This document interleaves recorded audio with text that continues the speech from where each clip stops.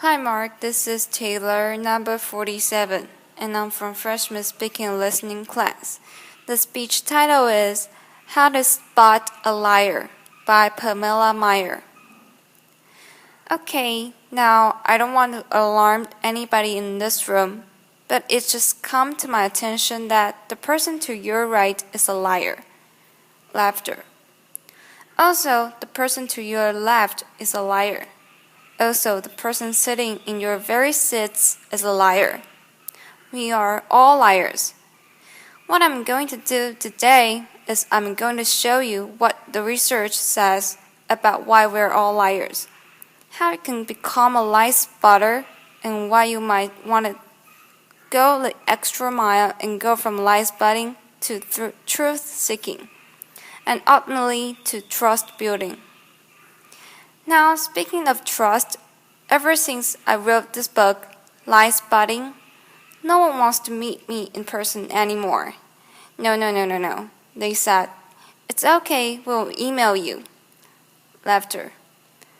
I can't even get a coffee date on Starbucks. My husband like, honey, deception? Maybe you can have focused on cooking. How about French cooking? So before I get started, what I'm going to do is I'm going to clarify my goal for you, which is not to teach a game of gotcha. Lie spotters aren't those nitpicky kids.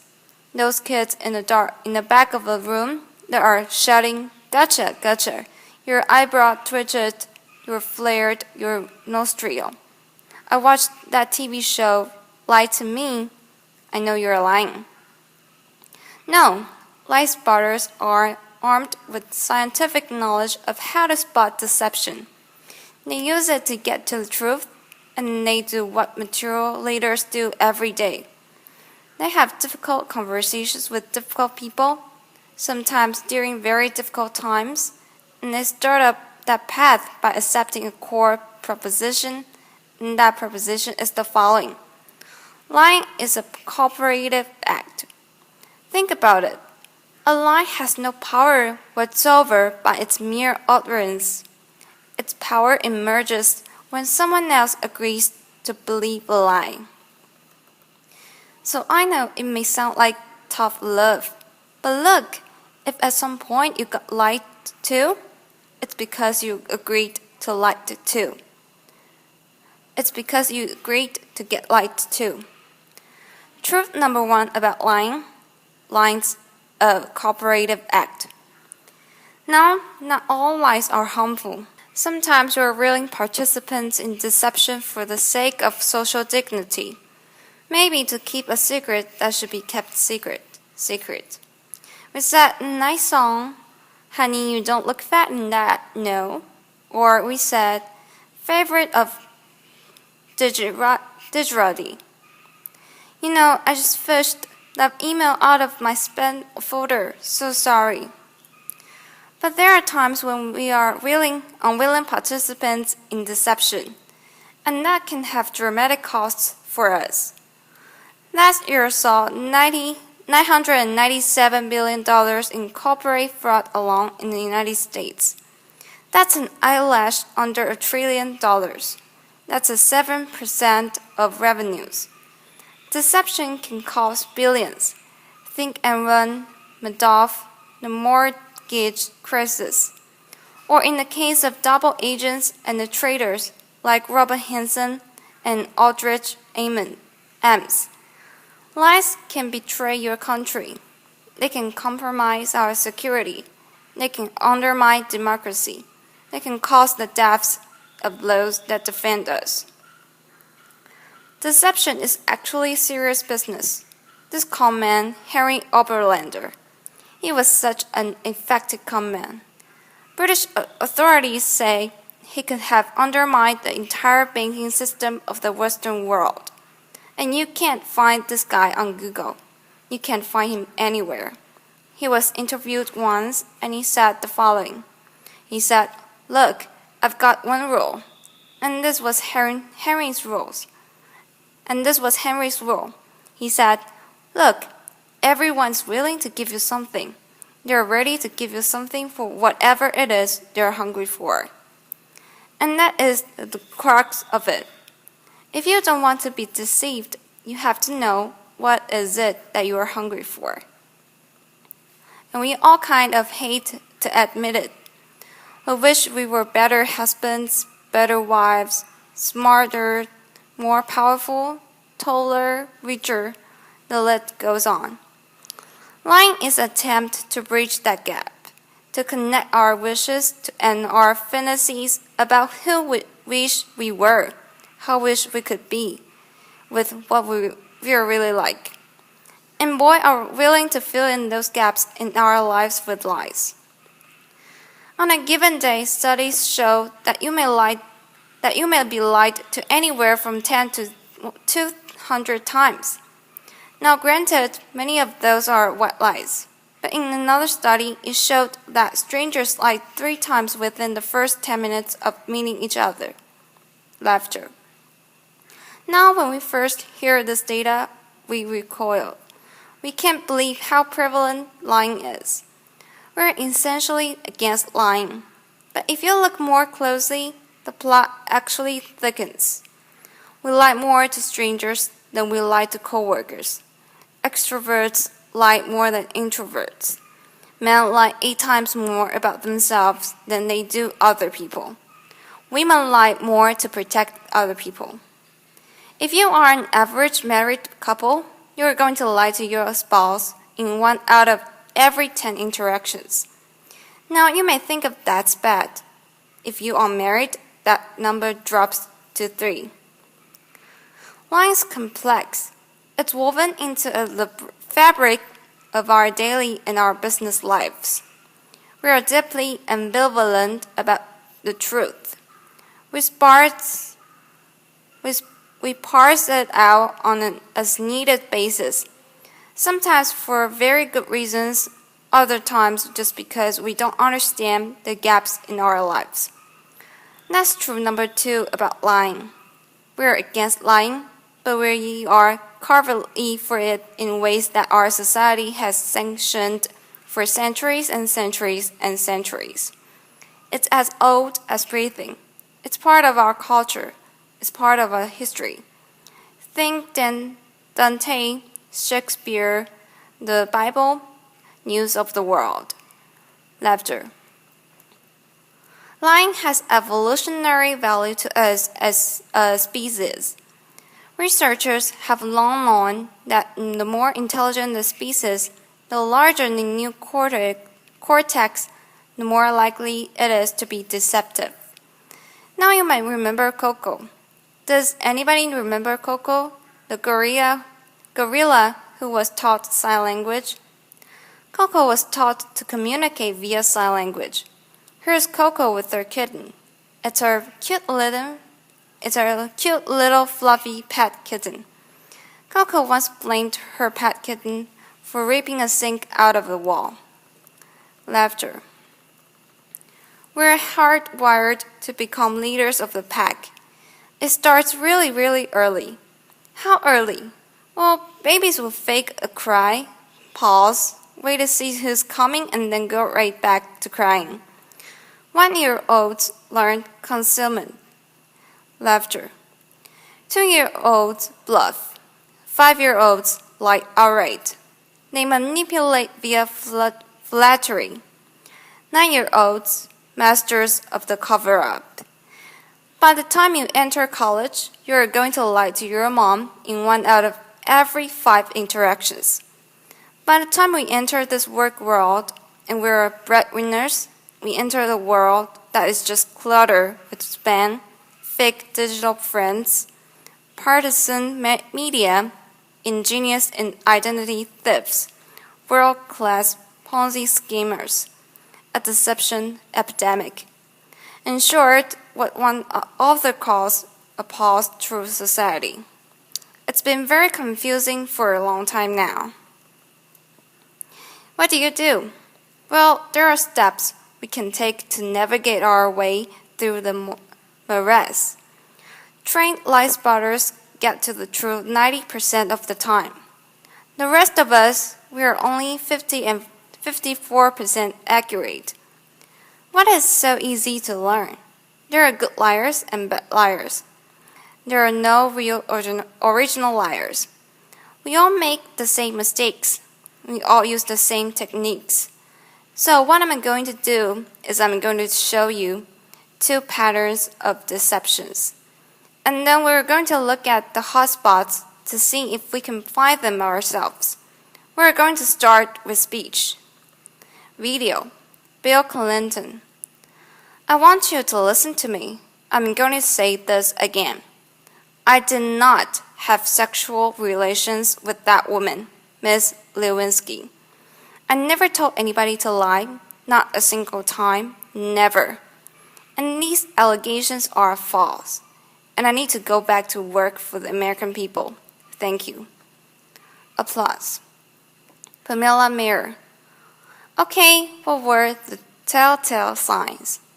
Well, first we heard what's known as a non-contracted denial.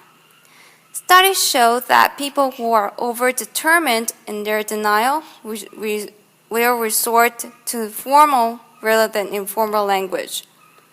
We also heard distancing language, that woman. We know that liars will unconsciously distance themselves from their subject, using language as their tool. Now if Bill Clinton had said, well, to tell you the truth, or Richard Nixon's favorite, in any kinder, he would have been a deft giveaway for any lie spotter that knows that qualifying language, as it called, qualifying language like that, further discredits the subject. Now, if he had repeated the question in its entirety, or if he had peppered his account with a little too much detail, and we're all really glad he didn't do that, he would have further discredited himself. Freud had it right. Freud said, look, there's much more to it than speech. No mortal can keep a secret. If his lips are silent, he chatters with his fingertips. And we all do it no matter how powerful you are. We all chatter with our fingertips. I'm going to show you Dominicus Strauss-Kahn with Obama who's chattering with his fingertips. Laughter. Now this brings us to our next pattern, which is body language. With body language, here's what you've got to do. You've really got to just throw your assumptions out of door. Let the science temper your knowledge a little bit. Because we think liars fidget all the time. Well, guess what? They're known to freeze their upper bodies when they're lying. We think liars won't look in the eyes. Well, guess what? They look in the eyes a little too much just to compensate for that myth. We think warmth and smiles convey honesty, sincerity, but a trained lie spotter can spot a fake smile a mile away. Can you all spot the fake smile here? You can consciously contract the muscles in your cheeks, but the real smiles in the eyes, the crossed feet of the eyes. They cannot be consciously contracted, especially if you overdid the Botox. Don't overdo the Botox. Nobody would think you're honest. Now we're going to look at the hot spots. Can you tell what's happening in a conversation? Can you start to find the hot spots to see this discrepancies between someone's words and someone's actions? Now I know it seems really obvious, but when you're having a conversation with someone you suspect of deception, attitude is by far the most overlooked by telling the indicators. An honest person is going to be cooperative. They're going to show they're on your side. They're going to be enthusiastic. They're going to be willing and helpful to getting you to the truth. They're going to be willing to brainstorm, name suspects, provide details. They're going to say, hey, maybe it was those guys in payroll that forged those checks. They're going to be infuriated if they sense they are wrongly accused throughout the entire course of the interview, not just in flashes. They will be infuriated throughout the entire course of the interview. And if you ask someone honest what should happen to whomever did forge those checks, an honest person is much more likely to recommend strict rather than lenient punishment. Now let's say you're having that exact same conversation with someone deceptive. That person may be withdrawn, look down, lower their voice, pause, be kind of herky-jerky. Ask a deceptive person to tell their story. They're going to pepper it with way too much detail in all kinds of irrelevant places. And then they're going to tell their story in strict chronological order. And what a trained interrogator does is they come in and in very subtle ways over the course of several hours. They will ask that person to tell the story backwards, and then they will watch them scorn and track which questions produce the highest volume of deceptive tales. Why do they do that? Well, we all do the same thing. We rehearse our words, but we rarely rehearse our gestures. We say, yes, we shake our heads. No, we tell very convincing stories. We slightly shrug our shoulders. We commit terrible crimes, and we smile at the delight in getting away with it. Now, that smile is known in the trade as dupling delight. And we're going to see that in several videos moving forward. But we are going to start, for those of you who don't know him, this is presidential candidate John Edwards, who shocked America by fathering a child out of wedlock. We're going to see him talk about getting paternity test. See now if you can spot him saying yes while shaking his head no, slightly shrugging his shoulders. Video, John Edwards. I'd be happy to participate in one. I know that is not possible that this child could be mine because of the timing of events. So I know it's not possible. Happy to take a paternity test and would love to see it happen. Interviewer. Are you going to do that soon? Is there somebody? John Edwards. Well, I'm only one side of the test, but I'm happy to participate in one. Pamela Meyer. Okay, those head shakes are much easier to spot once you know to look for them. There are going to be times when someone makes one expression, while masking another that just kind of leaks through in a flash. Murderers are known to leak sadness. Your new joint venture partner might shake your hand, celebrate, go out to dinner with you, and then leak an expression of anger. And we're not all going to become facial expression experts overnight here. But there's one I can teach you that's very dangerous and it's easy to learn. And that's the expression of contempt. Now with anger, you've got two people on an even playing field. It's still somewhat of a healthy relationship. But when anger turns to contempt, you've been dismissed. It's associated with moral superiority. And for that reason, it's very, very hard to recover from. Here's what it looks like. It's marked by one lip corner pulled up and in. It's the only asymmetrical expression. And in the presence of contempt, whether or not deception follows, and it doesn't always follow. Look the other way. Go the other direction. Reconsider the deal. Say, no, thank you. I'm not coming up for just one more nightclub. Thank you. Science has surfaced many more indicators. We know, for example, liars will shift their blink rate, point their feet towards an exit. They'll take barrier objects and put them between themselves and the person that is interviewing them. They will alter their vocal tone, often making their vocal tone much lower. Now here's the deal. These behaviors are just behaviors. They are not proof of deception. They are red flags. We are human beings. We make deceptive, flailing gestures all over the place all day long. They don't mean anything in and of themselves. But when you see clusters of them, that's your signal. Look, listen, probe, ask some hard questions. Get out of that very comfortable mode of knowing. Walk into curiosity mode.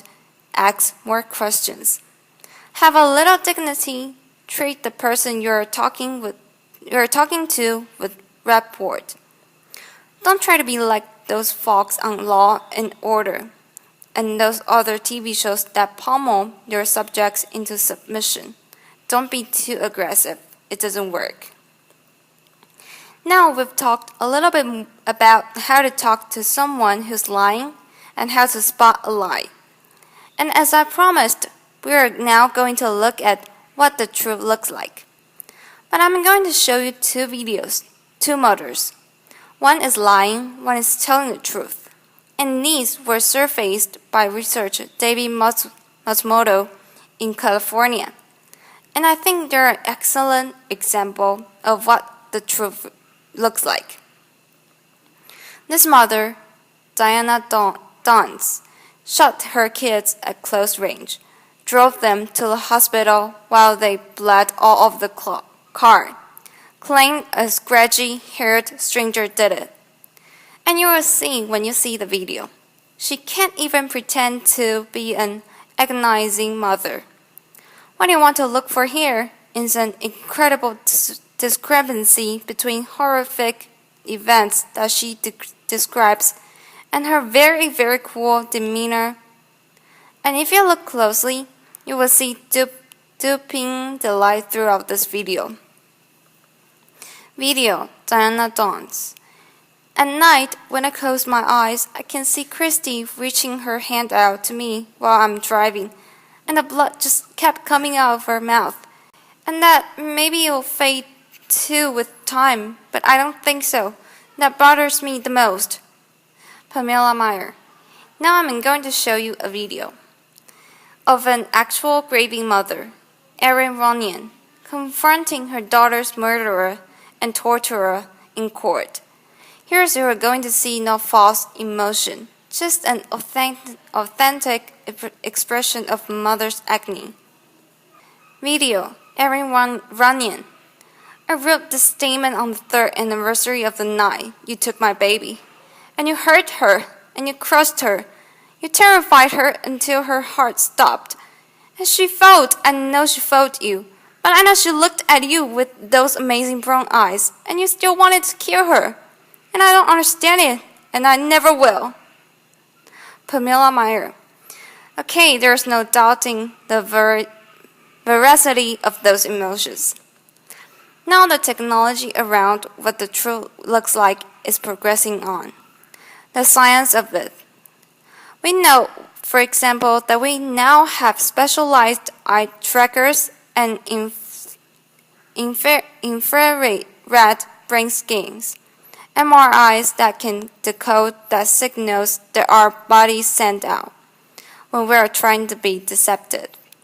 And these technologies are going to be marketed to all of us as panaceas for disease, and they will prove incredibly useful someday.